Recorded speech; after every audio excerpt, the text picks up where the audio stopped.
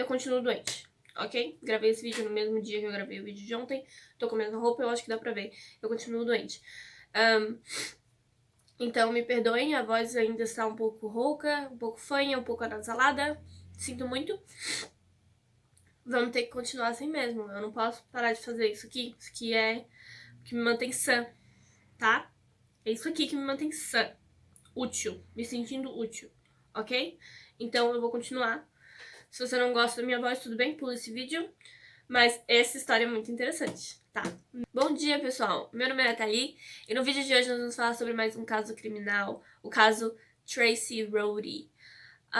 É claro que eu gostaria de começar esse vídeo dizendo que eu não quero ofender ninguém com o que eu falo nos meus vídeos de caso criminal.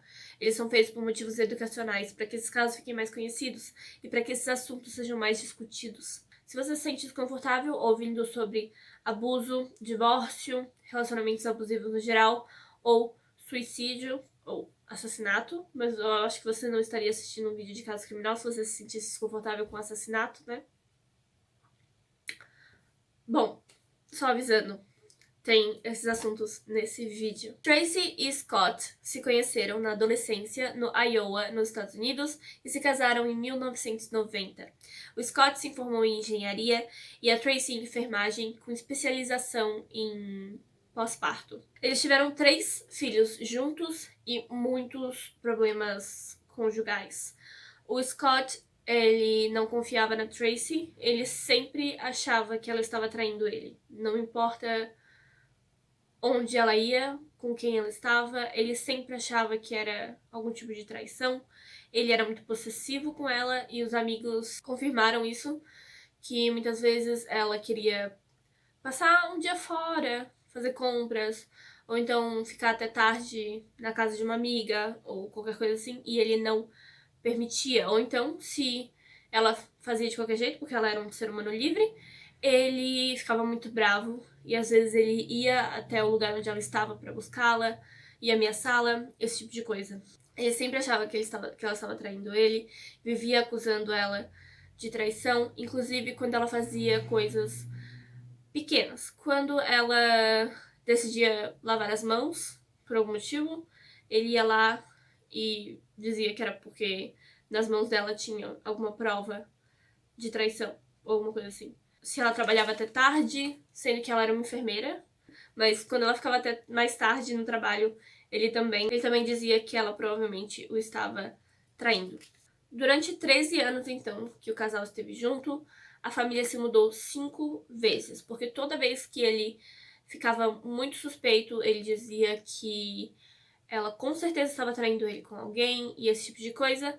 Ele ia lá e se mudava com a família, ele dava um jeito de ir para outro estado ou outra cidade, só para que ela não estivesse mais traindo ele com essa tal outra pessoa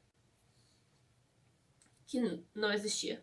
Quando perguntavam pra ela por que ela decidiu ficar com ele, ela dizia que era porque ela o amava muito e amava muito os filhos e que, sabe, quando era bom, era bom. Tinha mais coisas boas do que ruins nesse relacionamento, então ela continuou com ele.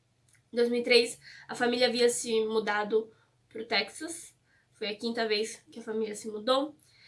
E a Tracy se sentia muito sozinha. Ela não conhecia ninguém no Texas, ela não tinha nenhum amigo, ela não tinha nenhum familiar lá. Então ela tentou se aproximar dos colegas de trabalho pra fazer amizade com alguém, pra ter algum vínculo ali, né? Pra ter mais amigos. Foi então que ela começou a flertar com um colega de trabalho, um médico chamado Sean. Mas era só de brincadeirinha no início. Isso era muito tipo, uma piadinha aqui, um olharzinho ali, era só uma coisinha no trabalho, uma distração. Até que um dia eles se beijaram. Eu não sei o que aconteceu. Desceu e deu um beijo nela. Ela disse que foi só isso, nesse primeiro momento, e que na hora ela já ficou, não, isso não tá certo, mas que ela sentia. Ela gostava desse cara, o Sean. Ela sabia que gostava dele e rolou um beijo e tal, mas ela não quis continuar com isso. Porém, uma semana depois, o Scott apareceu de novo, gritando com ela, acusando ela de traição, dizendo que ela estava traindo ele com um colega de trabalho, etc, etc. E ela finalmente podia dizer que sim. Pensa, quando uma pessoa te acusa de algo várias e várias vezes e você nunca fez aquilo. E de repente a pessoa tá acusando de novo e dessa vez você fez, ou pelo menos você chegou perto de fazer aquilo. Ela falou sim, ela falou tô mesmo. E aí, vai fazer o quê? Vai fazer o quê? Não era isso que você queria? Tô. Tô te traindo mesmo. E aí? E agora? E a única resposta que ele deu pra ela foi: você não faz ideia do que fez. Depois disso, o Scott contratou um advogado de divórcio. E ele planejou, junto com esse advogado, todo um processo para tirar as crianças da Tracy. Ele não ia dar a guarda para ela, ele ia tirar os meninos da Tracy. Eu queria muito. É claro, não dá pra saber, porque. Spoiler, ele morreu, mas eu queria muito saber o ângulo do Scott nessa situação. Será que ele já planejava isso há muito tempo? Será que ele só queria um, um momento ali de confirmação dela, dizendo sim, te traí, pra que ele pudesse fazer isso? Será que ele já estava planejando isso há muito tempo? Porque assim do nada chegar com um advogado de divórcio. Ok. No dia 14 de outubro de 2003, o Scott levou a Tracy até esse advogado, que explicou todo esse processo pra ela. E ela, é claro, ficou super brava, ela ficou muito irritada. E ela jurou que nunca iam tirar os filhos dela, que ela ia fazer tudo pra que nunca tirassem os filhos dela. Eles brigaram e voltaram pra casa e continuaram brigando. Ele ameaçou matar o Sean e ia pegar um taco de beisebol e tava ficando muito bravo. Ela pediu, é claro, que ele não machucasse o Sean, que o Sean não tinha nada a ver com isso. Ele se irritou ainda mais e ameaçou ela e tentou enforcá-la. Mas ela conseguiu que ele se acalmasse. A partir da hora que eles saíram do advogado e foram pra casa, é contada pela Tracy. Não dá pra saber se é 100% verdade, porque a única pessoa que pode dizer o que aconteceu foi a Tracy. Então a gente vai ter que confiar na palavra dela. Ele tentou enforcá-la e ela conseguiu fazer com que ele se acalmasse.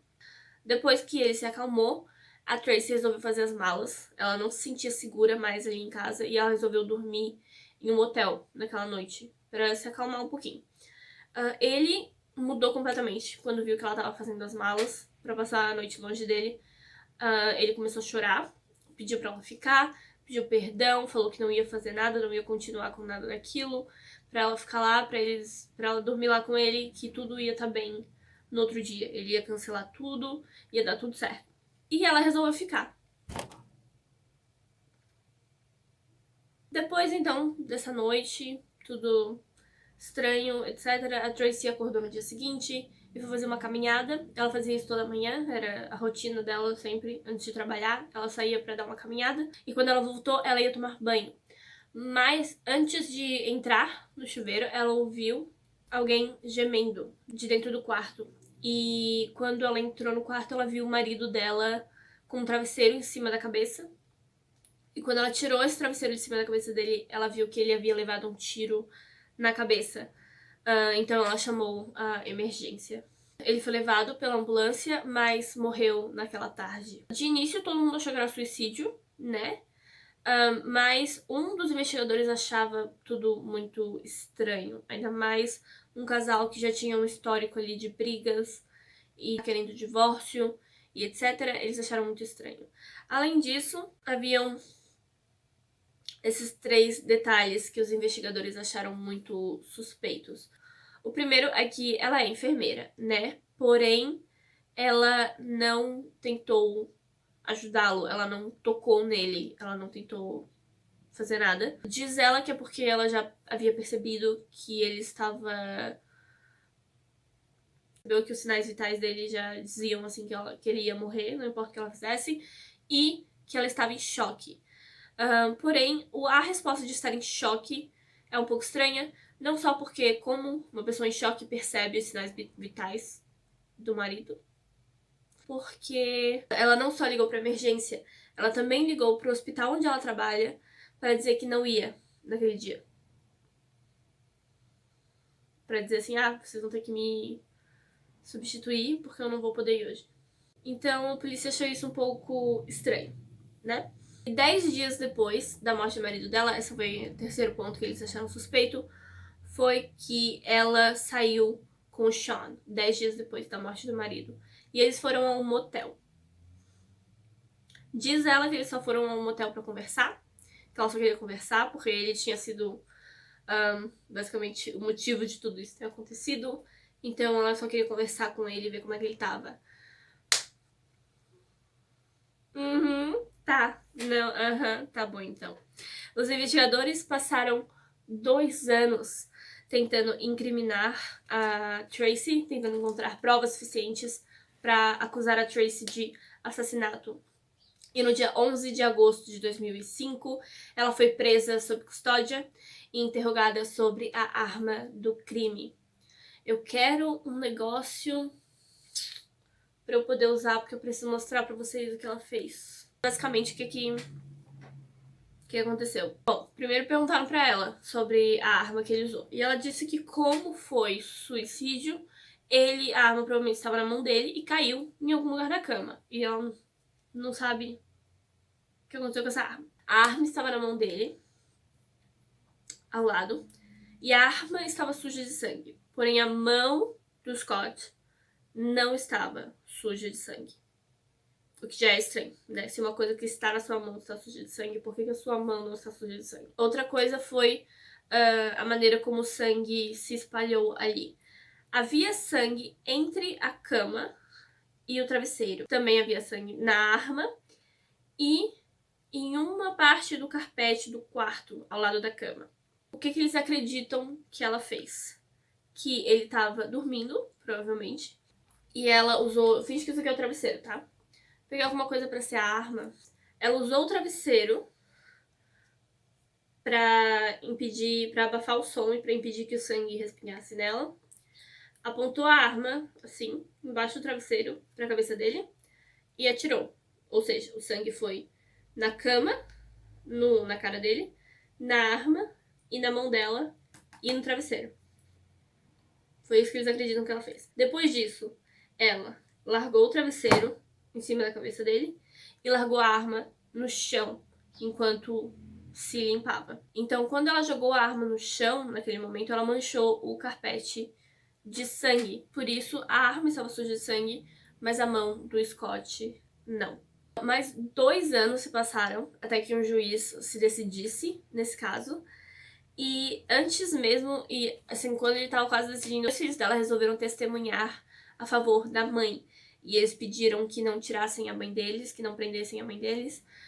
Não só porque eles haviam testemunhado todo o abuso do pai e todas essas coisas, como eles acreditavam que ela era inocente e que eles não queriam ficar sem a mãe. Eles já tinham perdido o pai e não queriam ficar sem a mãe. E por causa desse testemunho dos filhos, a pena dela foi totalmente alterada. Ela foi determinada culpada em 2007.